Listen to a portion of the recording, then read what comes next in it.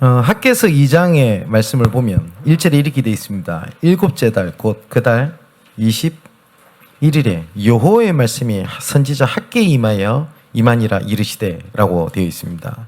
그러니까 하나님의 말씀이 임하게 된 겁니다. 근데 하나님께서 뭐라고 말씀하셨냐면 9절에 보니까 이 성전의 나중 영광이 이전 영광보다 크리라 만군의 여호와의 말이니라. 내가 이곳에 평강을 주리라 만군의 여호와의 말이니라 라고 되어 있습니다. 여기 보니까 여호와의 말이라고 말씀을 하시면서 영광을 보게 될 것이다 라고 되어 있습니다. 그러니까 이 영광은 우리의 영광을 말하는 게 아니죠. 내가 하나님의 영광을 내가 보게 하겠다. 그리고 이전에 내가 하나님의 나의 영광을 보여준 것보다 이전 것보다 지금 있는 것을 더 크게 하겠다라고 하나님께서 약속을 하셨습니다.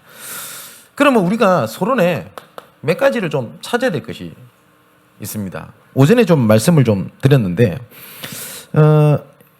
여기 보면은 하나님께서 뭐라고 말씀하셨냐면은 하늘과 바다와 땅과 열방을 진동하게 될 것이다 라고 되어 있습니다. 여기니까 하나님의 역사를 하시겠다라고 되어 있죠. 그런데 이 말씀을 이스라엘 백성들이 이제는 좀 회복이 되고 그렇게 하나님께서 말씀하셨던 것이 아니라 포로가 된 지 60년쯤 가까이 되었을 때 생각을 해보세요. 우리나라가 일제시대 33년 동안 식민지 생활을 하거든요. 거의 2배입니다. 그러니까 거의 포기 상태죠. 포기 상태에 있을 때 하나님께서 말씀하셨습니다. 내가 하늘과 땅과 모든 열방과 땅을 진동하게 될 것이다. 그러면서 뭐라고 말씀하셨냐? 여호와의 말씀이니라 라고 말씀을 하셨습니다. 아마 성경을 보면 그걸 굉장히 많이 느낍니다. 뭐냐면 현실과 전혀 상관없고 현실이랑 너무 동떨어진 말씀을 하나님께서 하실 때가 굉장히 많습니다. 하나님께서. 그죠? 요셉은 형들과 시기, 문제, 의식주 문제가 빠져 있는데 하나님께서는 뭐라고 말씀하시냐? 해와 달과 별이 절하고 볕단이 절하는 꿈을 꾸게 하십니다. 현실이랑 안 맞아요. 어쩌면 허황된 꿈을 꾸는 것처럼 보이게 합니다. 그죠? 아브라함을 하나님께서 불러가지고 뭐라고 말씀하시냐? 내 본토 친척 아비집을 떠나라 라고 말씀을 하십니다. 시족 사회에서 가족을 떠나라고 말씀하셨고요. 또 뭐라고 말씀하시냐? 조카 롯을 내보내래요. 조카 롯은 뭐냐면 내보내면 고아입니다. 혼자입니다. 인륜적으로도 맞지가 않습니다. 그죠? 이게 말이 됩니까? 현실이랑 상황이 없는 말씀을 하나님께서 하실 때가 있습니다. 그럼 이걸 바꿔 말하면 하나님은 현실과 동떨어진 하나님이란 말이냐? 아닙니다. 현실을 뛰어넘는 하나님의 언약이 있다는 말입니다. 그래서 이 말씀을 가지고 우리는 미리 보는 겁니다. 하나님께서 뭐라고 말씀하셨냐? 이걸 보는 겁니다. 특히 우리 렘넌트들은 진짜 기억해야 됩니다. 뭐냐면 우리 모든 성도님들도 미리 봐야 되겠습니다만은 우리 렘넌트들은 더 구체적으로 사실적으로 봐야 돼요. 왜 그러냐면 여러분들이 지금 내가 힘을 얻었다라고 해도 실제로 현실에 딱 돌아가면 학업, 그 다음에 가정 문제, 여러 가지 친구의 갈등 문제 이것들이 더 커 보일 겁니다. 우선 당장. 어쩌면 말씀과 내 현실이 맞지 않다라고 더 느낄 때가 더 많을 겁니다. 그리고 수많은 어려움이 있다는 사실을 알게 됩니다. 그리고 교회에서 우리 렘넌트들이 헌신할 때가 올 겁니다.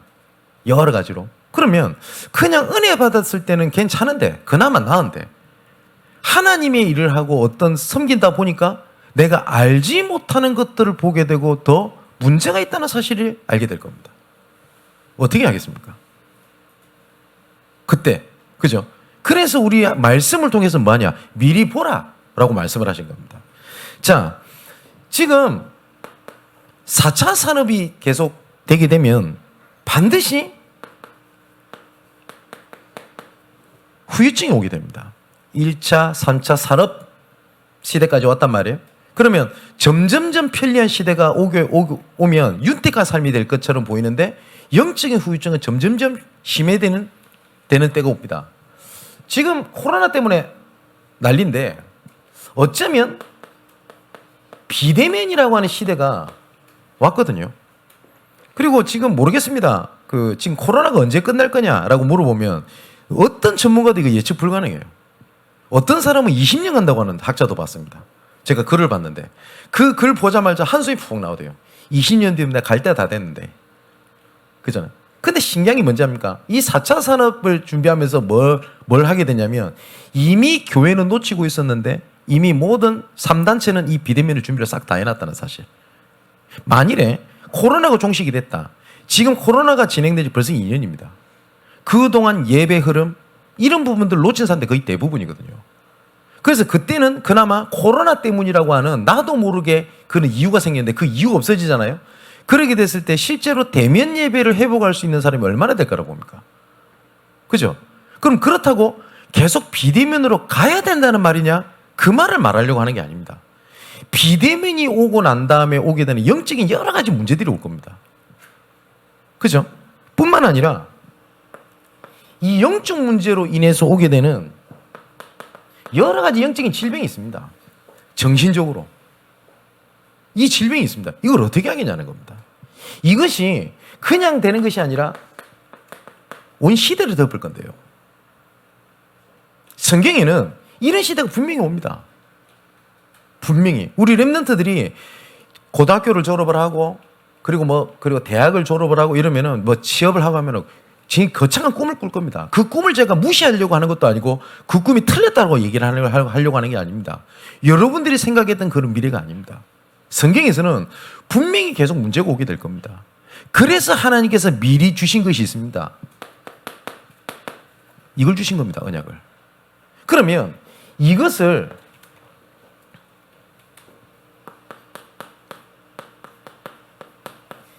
미리 가져야 돼요.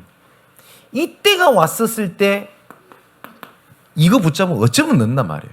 그죠? 제가 청년들한테 그 얘기를 많이 하죠. 청년 시기 때 어쩌면 내가 뭘 해보겠다.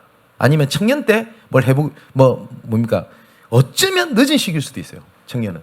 그렇기 때문에 포기하라는 말이 아니라 늦었기 때문에 시급하다는 게 있거든요. 그죠? 그러면 미리 가진다고 하는 것은 이유를 가지는 겁니다. 자, 내가 오직 해야 될 이유가 있어요. 이런 시대가 오기 때문에. 그리고 유일성이 아니면 안 되는 시대가 옵니다. 그죠? 그리고 흐름을 바꿔야 되잖아요. 재창조해야 될 이유가 확실히 와야 돼요. 그래서 다윗이 했단 말입니다. 어찌 내가 이유가 없겠습니까? 그럼 세 번째로 미리 누려야 될 것인데 이런 시대가 올 거기 때문에 이걸 보고 여러분들이 미션이라고 얘기를 합니다. 하나님께서 이 시대에 하나님께서 이 상황 속에 나를 왜 불렀냐? 이거거든요. 그럼 둘 중에 하나입니다.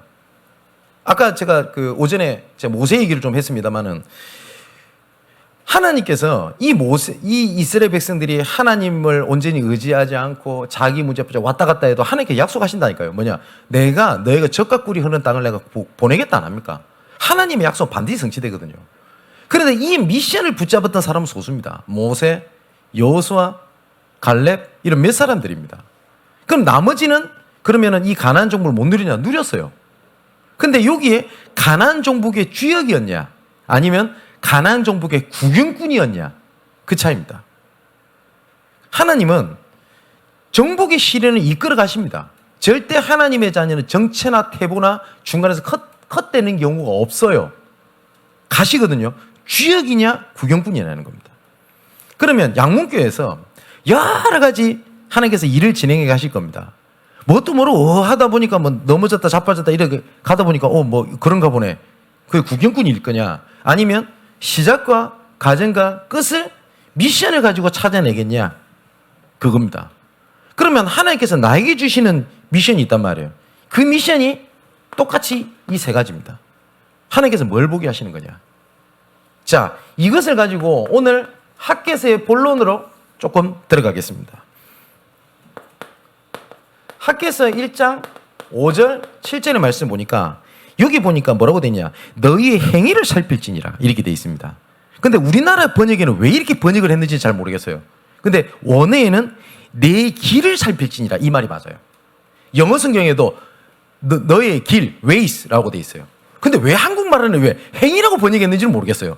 근데 여기 보니까 네 길을 살펴라. 네 길을 점검해라. 네가 가고 있는 길이 뭐냐? 그 얘기를 하시는 겁니다. 그래서 학개서 1장 8절에 하나님께서 뭐라고 말씀을 하시냐면 너희는 산에 올라가서는 나무를 가져다가 성전을 건축하라. 그러면 내가 그곳으로 말미암아 기뻐하고 또 영광을 얻으리라 여호와가 말하였느니라. 이 학개서는 굉장히 짧은 서신서입니다. 근데 이 짧은 서신서에 계속 반복해서 나오는 말이 있습니다. 여호와의 말이니라 여호와의 말이니라가 약 20번 이상 나옵니다. 근데 여기서 말씀하시는 게 뭐냐면 하나님께서는 교회 성전에 대한 얘기를 합니다. 그죠? 이건 두 가지 의미가 있겠죠. 언약이라는 의미가 있겠고 말 그대로 진짜 성전을 회복하라는 말이 두 가지가 있습니다.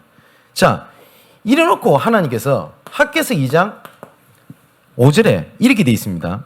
자, 5절에 보니까 너희가 애굽에서 나올 때에 내가 너희와 언약한 말과 나의 영이 계속하여 너희 가운데 머물러 있나니 너희는 두려워하지 말지어다 라고 되어 있습니다.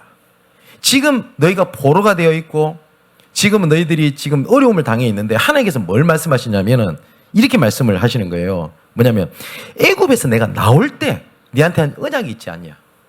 그리고 내 영이 계속해서 너희와 함께 머물러 있다. 두려워하지 마라. 그 말씀을 하시는 겁니다. 그러니까 하나님께서 지금 포로가 되어 있고 문제가 있는 사람들에게 하나님께서 계속 무슨 말씀을 하시죠? 이거 얘기하지 않습니까? 언약궤 6월절. 애굽에서 네가 어떻게 나왔냐는 거예요. 미리 본 거 있지 않냐? 미리 가지고 있는 거 있지 않냐? 그리고 너희들이 미리 누리고 있는 거 있지 않냐? 그거 회복해라는 거예요. 애굽에서 나올 때 6월절 어린 양 피 바르고 나온 다음에 뭘 했죠? 언약궤를 따라가게 됩니다. 그리고 이 언약궤가 있는 성막, 그리고 이 성막 중심으로 진을 치고 살았고 이 성막이 이동하면 같이 이동했고 성막이 멈추면 거기서 같이 멈췄어요. 그거 기억해라 라고 말씀을 하시는 겁니다. 이 언약궤를 하나님께서 말씀을 하실 때 혼자 두시지 않았습니다. 모세에게 하셨던 말씀입니다. 장로들과 함께. 세 번째, 그냥 또 말씀하시지 않죠. 네 형 아론이 있지 않냐? 제자들과 함께 요단강을 건너고 하나님께서 하신 말씀입니다. 후대들이 물을 거다. 그때 이거 뭐라고 하냐? 요단을 건너게 하셨고 요단을 왜 건너게 하신지를 기념비를 세우라. 후대들과 함께 하나님께서는 이 언약을 놓치지 말라고 말씀을 하신 겁니다. 그러면서 뭘 말씀하시냐? 네 길을 한번 잘 봐라. 그겁니다. 너희들이 지금 포로로 잡혀있지? 포로로 있는 길이 아니라는 거예요. 네가 좀 어렵지? 어려운 길이 아니라는 겁니다. 네 길을 한번 점검해 봐라. 뭐냐? 애굽에서 내가 너희를 건져냈고 그 언약 기억해라. 그리고 그때 있던 내 영이 너와 함께 있다. 두려워하지 마라. 라고 말씀을 하시는 겁니다. 이 문제가 왜 왔냐? 어디서 왔냐? 누구 때문이냐? 내가 잘못했냐? 네가 잘못했냐? 그거 보지 말고 뭘 점검해라? 언약을 기억해라. 그 말씀을 하시는 겁니다. 두 번째로 4절에서 7절의 말씀 보니까 스스로 굳세게 할지어다 이렇게 말씀을 하십니다. 근데 재밌는 말씀이 나와요. 여기 보면 4절에 보니까 여호와가 이르노라 수룹바벨아 스스로 굳세게 할지어다 여호사닥의 아들 대제사장 여호수아야 스스로 굳세게 할지어다 여호와의 말이니라 이 땅 모든 백성아 스스로 굳세게 하여 일할지어다 내가 너희와 함께하노라 만군의 여호와의 말이니라 라고 되어 있습니다. 여기 보니까 처음에 누구를 얘기하냐면 수룹바벨을 얘기를 합니다. 이때 지도자죠. 그리고 대제사장 여호수아를 얘기합니다. 아시겠지만 여호수아서의 여호수아가 아닙니다. 아닙니다. 예, 동명이인입니다. 그리고 여기에 또 보니까 그 다음에 백성들아라고 얘기를 합니다. 그럼 굳세게 해야 될 가장 우선순위를 누구를 뒀냐? 지도자. 그 다음에 중직자와 제자들. 그리고 나머지 백성들입니다. 그러면 이 언약을 누가 가장 먼저 잡아야 되겠냐? 지금으로 말하면 교역자, 그죠? 중직자, 그 다음에 직분자들입니다. 그러면서 따라오게 되는 겁니다. 하나님께서 항상 일을 진행하실 때 이 순서로 일을 진행을 해요. 요단강을 건널 때도 언약궤를 맨 대제사장이 가장 먼저 앞서고, 그 뒤에는 유사들, 중직자들이 그 뒤에 서고, 그 다음에 백성들이 쫙 씁니다, 후대들이. 그랬을 때 언약궤를 맨 대제사장이 가장 먼저 앞서 요단강에 발을 디딜 때 요단강이 갈라지게 됩니다. 그러면 건너가게 되겠죠. 그러면 가장 먼저 누가 건너가야 되죠? 대제사장, 제사장들. 그 다음에 유사들이 지나가고 중간에 딱 씁니다. 그러면 이제는 딱 쓰면 뒤에 따라오던 이제는 백성들이 쫙 지나갈 거 아닙니까?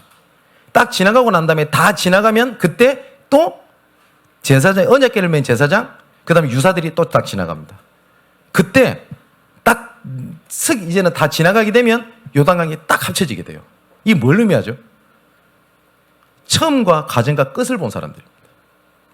어쩌면 우리 렘넌트들은 그 시작을 못 볼 수도 있어요. 뒤에 따라오기 때문에.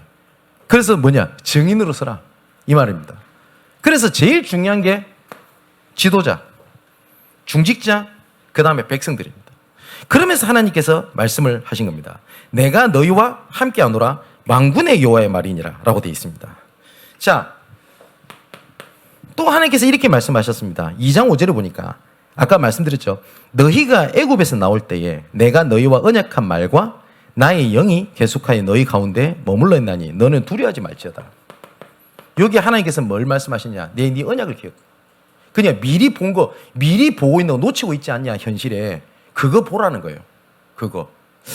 여러분 그렇지 않습니까? 우리 렘넌트 대회라든지 아니면은 예배 때라든지 내가 언약을 잡았어요. 근데 내 현실이 너무 힘든 겁니다. 어쩔 때는 내가 계속 넘어졌던 것에 내가 넘어질 때가 있을 겁니다. 그때마다 딱 생각드는 게 있을 거 아닙니까? 나는 안 되는가 보다. 아니면 탓을 합니다. 내 탓을 하거나 아니면 현실 탓을 해요. 그죠? 사단은 그렇게 하게 만들거든요. 그때마다 우리 렘넌트들 기억하라는 겁니다. 내가 너희를 통해서 시작했던 그거 기억해라. 그거 붙잡아라. 지금 이게 중요한 게 아니라는 거예요. 중간에 조금 넘어질 수 있고 좌절할 수 있고 낙심할 수도 있다. 그거 중요한 게 아니라는 겁니다.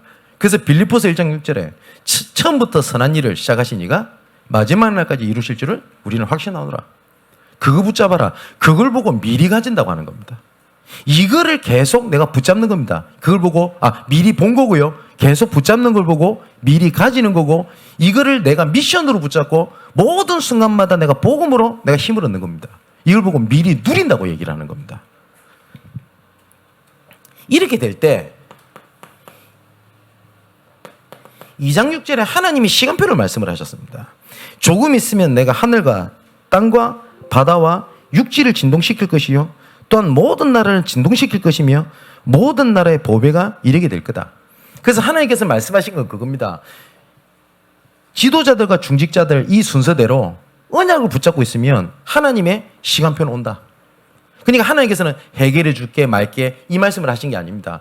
굳세게 할지어다라고 하는 것은 힘을 얻어라, 힘내라 라는 얘기가 아니라 언약 잡아라 이 말씀을 하신 겁니다.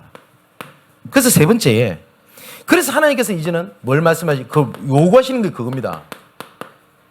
우선순위를 바꾸라는 겁니다. 그래서 18절의 말씀을 보니까 너희는 오늘 이전을 기억해라. 아니, 이전 것은 잃어버렸다며요. 이전 것은 지나갔으니 보라 새 것이 되었다라고 했는데, 이 이전 것은 뭐냐면 너희들이 이전부터 하나님께 함께 하셨던 그 언약 있지 않냐. 그거 놓치지 말라는 겁니다. 그래서 현실, 상황, 문제, 여건 이런 것이 아니라 이전부터 붙잡고 있는 그거 있지. 그거 우선순위 바꾸지 마라. 근데 이 사단은요, 예수는 믿어도 예수로 충분하지 않게 합니다. 예배는 드려도 예배로 충분하지 않게 만들어요. 기도는 해도 기도로 충분하지 않다고 생각하게 만듭니다. 우선순위를 바꿔버립니다.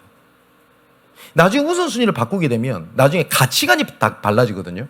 그러면 나도 모르게 예수는 믿지만 예수로 충분하지 않다라는 것이 나중에 됩니다. 그래서 점점 어떻게 되냐, 나는 육에 속한 사람이 아닌데 육쪽으로 계속 이렇게 가게 되는 겁니다.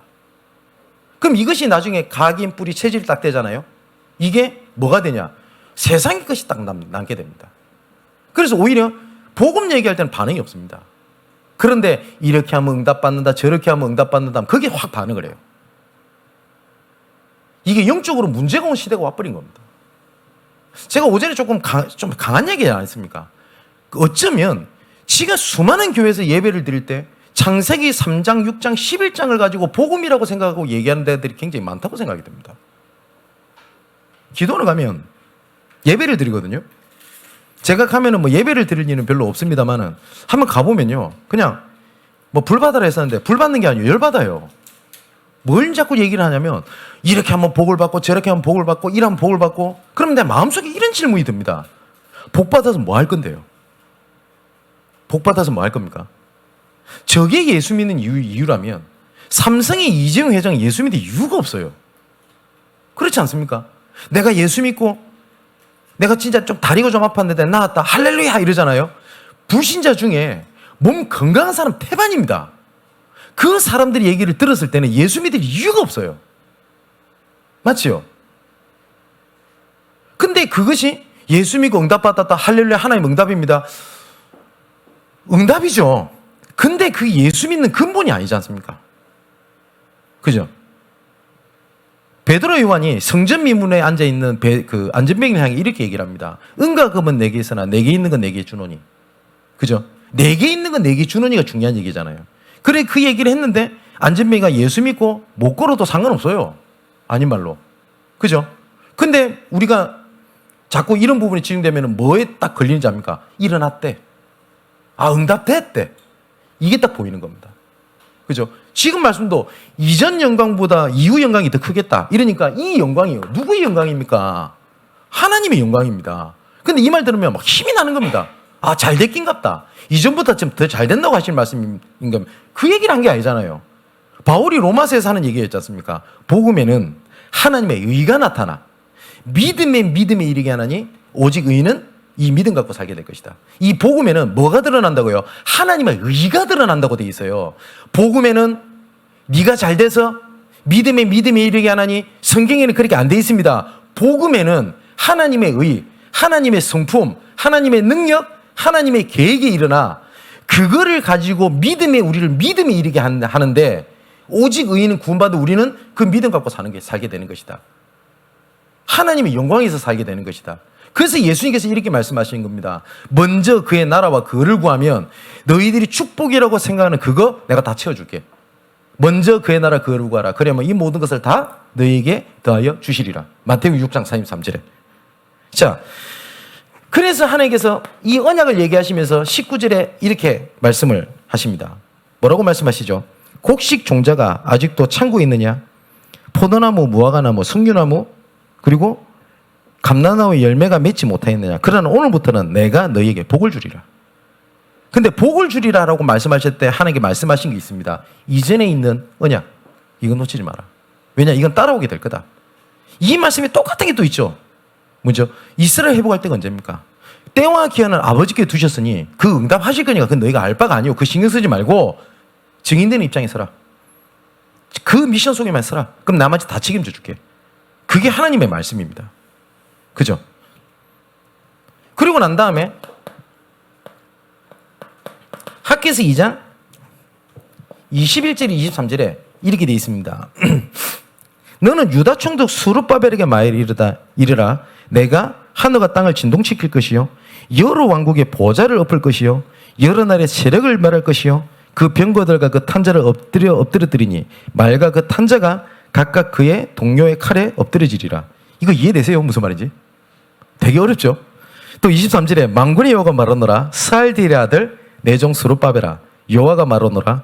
그날에 내가 너를 세우고 너를 인장으로 삼으리니 이는 내가 너를 택하였음이니라. 만군의 여호와의 말이니라. 스룹바벨에게 하는 말입니다. 여기서도 나오죠. 하나님께서 정복의 시련을 이끌어 가시는 조건 첫 번째 뭐야? 택하심을 받은 남은 자. 여기에 하나님께서는 스룹바벨에게 하나님 은혜를 얘기를 하시는 겁니다. 자, 한번 생각해 보십시오. 우리가 지금 이때로 한번 돌아가 보겠습니다. 포로가 됐어요. 전혀 회복할 수 있는 기미가 1도 안 보입니다.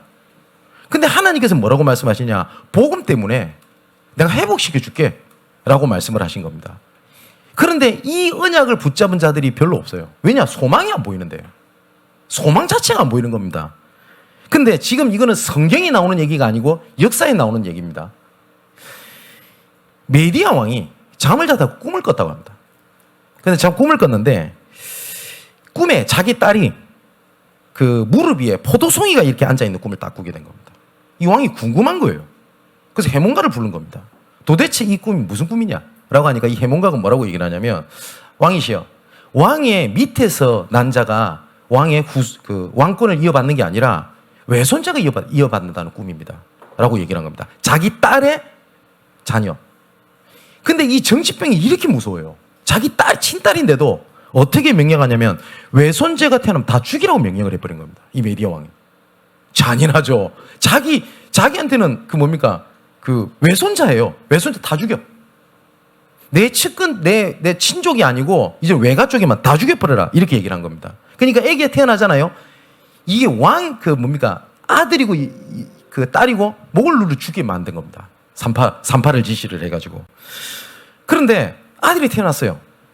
이 산파가 목을 누르라니까 애가 너무 이쁜 겁니다. 그래서 얘를 못 죽였어요. 그래서 죽였다고 거짓말을 하고 어떻게 하냐?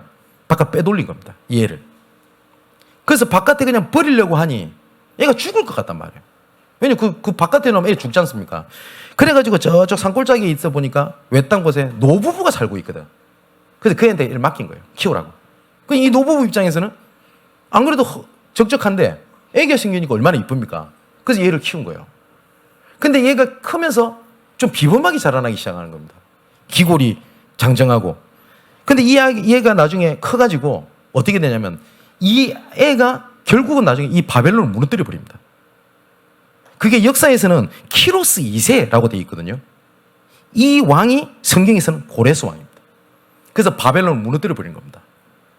그죠? 그래서 이 고레스 왕이 딱 서자마자 전혀 고레스는 하나님을 섬기는 왕이 아닙니다. 그런데 이 고레스 왕이 뭐라고 얘기를 하냐? 이스라엘 백성들 했던 얘기입니다. 야, 너희들 포로로 잡혀 있거든요.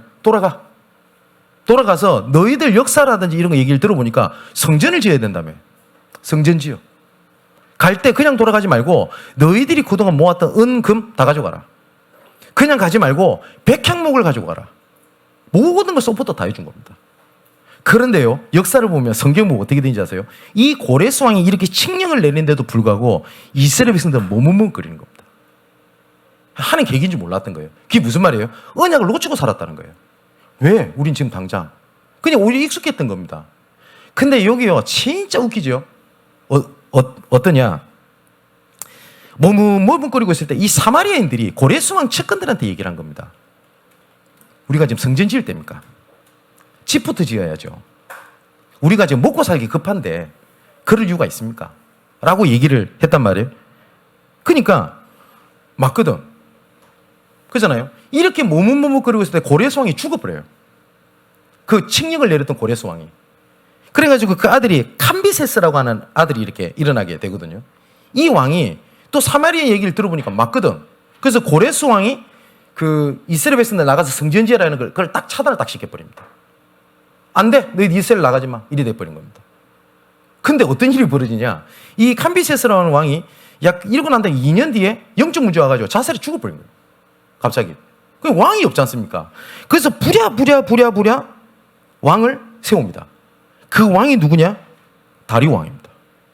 그래서 오늘 말씀에 학개서 1장에 이렇게 되어 있죠. 다리오 왕 제2년 6째 달에. 이 보통 말이 아닌 거예요.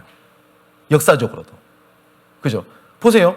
하나님께서 하늘과 땅과 온 열방을 진동시키겠다.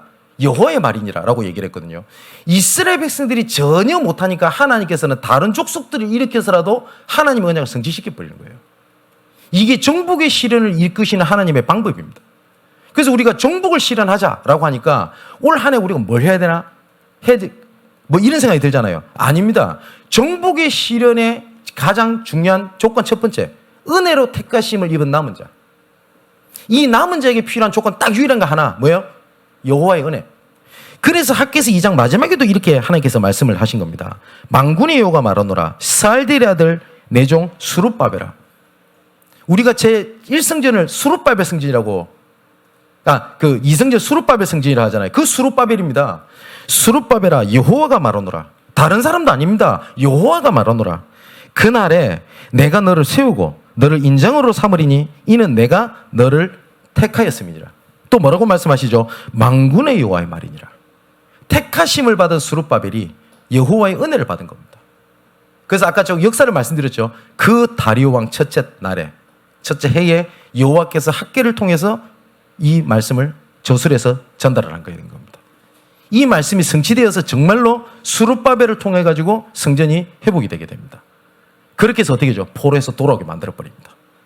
그 굉장한 일들입니다. 그래서 학개서 1장에 보면은 다리오 왕 제2년, 이 말이 보통 말이 아닙니다. 역사적으로도 하나님의 말씀도 맞겠습니다만은.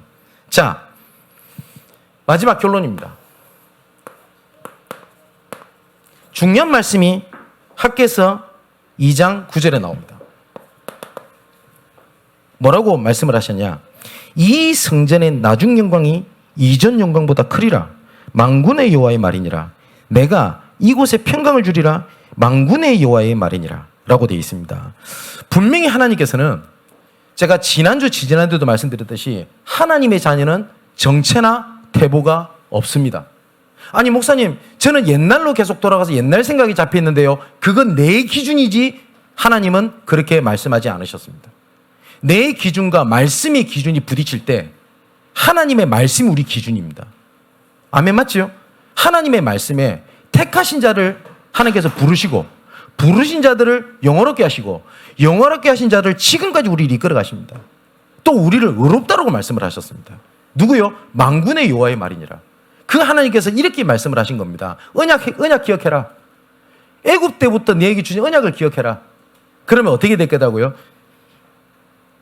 이전에 나중 영광이 이전 영광보다 크게 하게 될 것이다 라고 말씀을 하셨습니다. 그래서 지금부터 조금 이후의 영광이 큰 시대를 조금 가슴에 품어야 되겠는데, 가장 첫 번째는 저를 뿐만 아니라 우리 윤 목사님, 또 그다음에 우리 교회에 우리 협동 전사님이라든지 이런 분들이 좀 기억해야 될 게 있습니다. 뭐냐면 목회자한테 제일 중요한 게 뭐라고 생각하십니까? 목회자한테요. 뭐 정치인에게 제일 중요한 게 뭡니까? 라면은 국가마다 다 달라요. 미국은 이 사람이 조금 도덕적으로 문제 있어도 능력이 있거나 이러면 이 사람 인정해 줍니다. 근데 우리나라는 조금 실력이 좀 떨어져도 도덕적으로 좀 깨끗한 사람을 뽑으려고 하는 것이 있어요. 기준이 조금씩 달라요. 그죠? 그러면 하나님의 말씀에, 하나님의 기준에 목회자에게 제일 중요한 기준이 뭐라고 생각합니까? 인품도 필요합니다. 물론. 맞죠? 근데 그게 필요 없다는 말이 아닙니다. 말씀입니다. 이 말씀이 어디서 나와야 되냐? 현장입니다. 그래서 올 한 해 저를 뿐만 아니라 우리 교육자들은 생각하셔야 될 게 있습니다. 뭘 하는 거냐? 실제로 내가 꼭 숫자 개념이 아닙니다. 70군데 현장을 파고 들어가는 겁니다. 조금 잔인하게 말씀드려 볼게요. 우리 성도들이 어떻게 생각할지 잘 모르겠습니다. 교회 안에 하나님께서 부르신 자들은 하나님이 책임집니다. 맞죠? 하나님이 책임지기 때문에 무시해라 놔둬라는 말이 아닙니다. 하나님께 맡길 걸 맡기고 실제로 시급하게 필요한 것은 어디냐? 현장 가야 돼요. 그러면 두 번째 생각해야 될 게 있습니다. 중직자입니다. 우리 중직자들은 어쩌면 목회자들과 조금 다르게 교회 일을 좀 돌봐야 되거든요. 교회 일. 근데 교회에 문제가 많을 겁니다. 지난주도 말씀드렸듯이 제가 예언 아닌 예언을 하는데 교회 문제 끊임없이 생길 겁니다. 또 이상한 사람 많이 올 겁니다. 어떻게 하겠습니까? 예수님께서 이런 말씀하셨습니다. 건강한 자는 의사가 필요 없고 병든 자는 의사가 필요 있지 않냐. 그러면서 예수님께서 하신 말씀입니다. 나는 의인을 부르러 온 것이 아니라 죄인을 부르러 왔다. 예수님께서 부르신 건 죄인을 부르러 오신 거예요. 저도 사람이기 때문에 여러 가지 소리를 들으면 어떻겠습니까? 그죠? 이게 제 장점이자 단점이라고 하는 얘기를 제가 가끔 들었는데, 제가 그 사람의 누가 아프고 힘들다라고 하면은 그 사람의 아픔을 뭐라고 하죠? 그 동기화라고 그러죠. 그게 저는 조금 심하대요. 그 상대방이 힘든 얘기를 들으면 제가 그날 저녁에 잠을 잘 못 자요.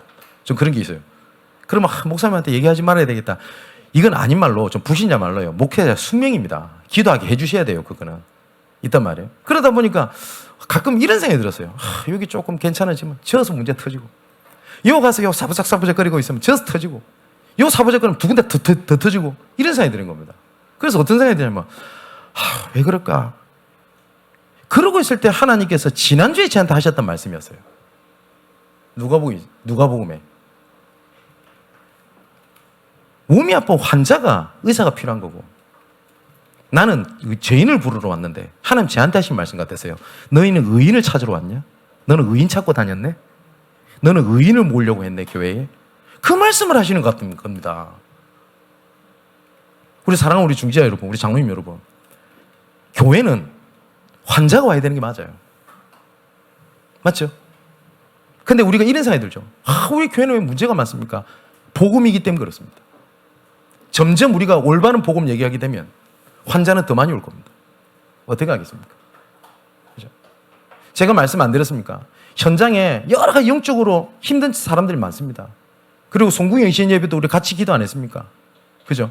어쩔 때는 내가 몸이 몇 개 있으면 좋겠다 라고 할 만큼 가고 싶은 데가 되게 많아요. 그리고 또 정말 죄송한 거는 모든 성도들을 그렇게 못 챙기는 부분에 대한 죄송한 마음도 굉장히 큽니다. 그런데 진짜 시급한 현장들이 되게 많거든요. 그럼 우리 중직자들이 해야 될 거는 교회라는 현장과 읍이라는 현장 속에서 이거 찾아내야 돼요.